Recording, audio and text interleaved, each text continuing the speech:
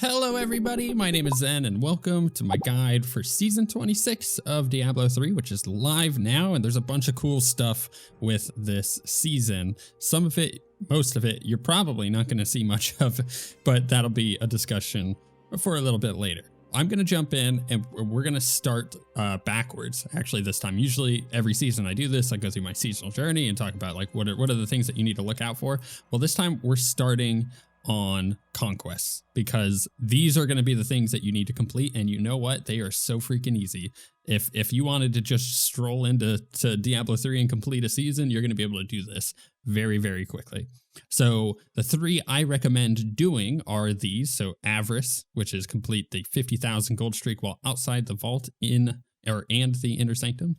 Basically you just go collect 50,000 gold as a gold streak. It seems like a lot, but it's really not. I suggest going into the Cow Rift. I have a whole guide on how to do Avarice, and that was before they added Torment 16, but the guide still stands. So I will link that in the description so you can be able to go and get that done very quickly. But basically, you're just going to put on a couple of gold pieces like the Avarice band, for instance. You don't need it, but it's nice. And the Boon of the Hoarder, which you get from greed in the vault, is either using a puzzle ring or going into the vault through a goblin that opens one for you. And with a leveled up to at least, I would say, 40 Boon of the Hoarder, you're just going to get so much gold from everything in the cow, in the bovine bardiche or bardiche or whatever it's called. You just pop that in your cube, you get the little cow level, and you go through and you get, like I said, so much gold. So that's going to be the easiest way to do that, especially on Torment 16. Oh my goodness, is it easy? Then on a good day, you're going to be doing this anyways, but you're going to level 3 gems to level 65. In fact, you're going to go ahead and just go the extra mile and get them all 3 to 70 because we're going to need that for the journey. But then that's 2 of your conquests done. And then the final one is to complete Greater Rift level 75 solo. Oh my goodness, easy peasy. Basically any class that gets their full set is going to be able to go do a level 70 solo, which will get you your first primal item and then allow other primal, ancient primal items to drop. But yeah, that will be easy to do from there. It's just jumping over to a 75 solo. The other thing you could do, and is totally an option, because why not this season with how easy it is, Speed Demon, complete an Nephilim Rift at max level on Torment 10 or higher within 2 minutes. If you have a speed setup, this could be potentially really good. If you're running Whirlwind Barb, for example, like that might work out pretty well for you to be able to do that, especially if you're playing with other people. But otherwise, I suggest these 3. And then if you don't want to do Avarice or Avarita, then do Speed Demon. It's like the next easiest one. There's also like Reach Greater Rift 55 solo with the full set bonuses of 6 of the following sets. It's okay. You don't, that's a little too much work. So like I said, we're working backwards. So those are the 3 conquests that I suggest you do. And then of course you have your seasonal journey. As we mentioned, you're going to want to get 3 gems to level 70.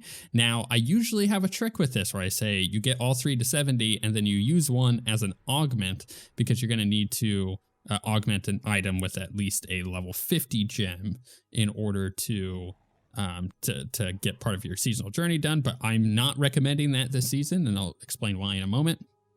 And then, of course, you've got just the normal stuff like kill Siegebreaker at level 70 in under 15 seconds on Torment 13. That's really easy. Extract 40 legendary powers into the cube. That's also very easy. If we go to Conqueror, the speed one here is to kill the Butcher at level 70 in under 30 seconds on Torment 13. That's also super easy. Like there's not a lot to talk about here because it is just so dang easy. But the power amplification, so using Kanai's Cube to augment an ancient legendary item with a 50+ gem. So this is when we're going to talk about the seasonal theme this season. So they've added a new endgame activity called the Echoing Nightmare. The way that you get into this activity is you just do Greater Rifts, and either you, or if you're playing with other people, someone else is going to get an item called a Petrified Nightmare. And that will, or a Petrified Scream. I think it's a Petrified Scream. And what will happen is you take that, over to your cube at max level. You can only do this at max level. It's a level 70 activity. You pop it into the cube with nothing else in it, and you transmute it, and it will open up a portal to an event called the Echoing Nightmare. It's a wave-based event. You have progressively more difficult enemies spawning, and you could get a bunch of different waves here. But really, you're just trying, like if you are trying to get the most out of it as far as like rewards, yeah, sure, go all the way to 150, but you're really just trying to benchmark yourself to 125, because the event, once you complete it, basically you just have to not get overwhelmed. The bar will continuously fill up. The more enemies are on the screen, so the more that you're clearing them, the bar will go down, and you go through and through the waves, and things get more difficult. And there's pylons that you can hit when you need to at any given point. There's a bunch of strategies here that you could utilize. I'm not the person to go into the deep strategies here. All I'm gonna say is just kind of have fun with it. You're not gonna get to do it often. These petrified nightmares or petrified screams do not drop very often. But the reason to do this is because you're going to get a new special gem that comes from the specific event. And that's why you want to get to 125, because this gem caps out at 125. And it is meant for you to do an augmentation with. So basically, you're going to take that gem, you're going to take 3 of the regular flawless royal gems that you can make. Like, if you're doing a witch doctor, you're going to do topaz, and if you're doing a monk, you're going to do emeralds, right? So you take 3 of the top gems from whatever class you're using. You pop those 3 in with the gem and with whatever ancient item that you potentially have that you're currently using, and it will augment it and put just base main stat on your gear. So instead of actually having to sacrifice one of your gems like you used to, and what I would recommend doing is getting all 3 gems up to 70 and then sacrificing one of those gems down, and that way you're not having to level a new gem just to sacrifice it to get the journey done. Well, in this case, yeah, don't even worry about the sacrificing thing. Just get a Petrified Scream, get an Echoing Nightmare done, and then use that. As long as it's 50 plus, it will count for your seasonal journey. Everything else here, stupid easy. Do greed, which is, again, very easy to do. Craft a Hellfire Amulet. Like, nothing here is going to stand out to you. For leveling, I do recommend my normal leveling method of, if you're leveling in a group, like doing rifts or, whatnot, and when you get to a specific point in your leveling process, usually about level 50, I normally recommend going and clearing out the bounties, but not turning them in until you hit 70, and then you'll get these all 5 of these done. Obtain a bounty cache, right? So you get those done at the same time as leveling, because you'll also need to get these recipes that come from those. So the 5 jewel crafting recipes, it'll drop 1 per cache at level 70. But if you complete all of the bounties right before hitting 70 and then turn them in at 70, then you'll be able to get these jewel crafting recipes the moment that you get there. Otherwise, you could just ignore that and go, especially if you're playing solo, and just go do like massacre bonuses in the temple of the first one.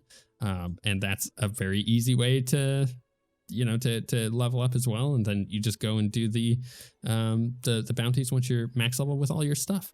But yeah, the Echoing Nightmare, you're not going to do much of, unfortunately. It doesn't drop often enough.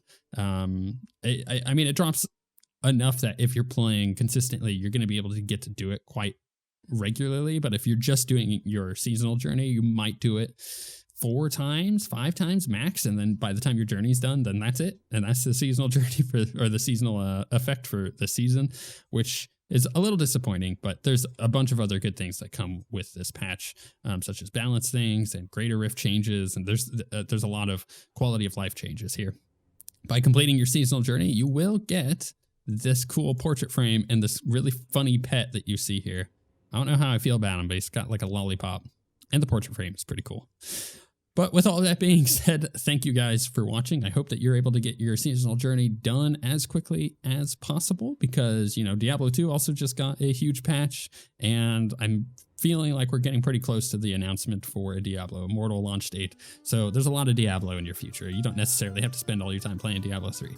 With all that being said, thank you for watching, and we shall see you all next time.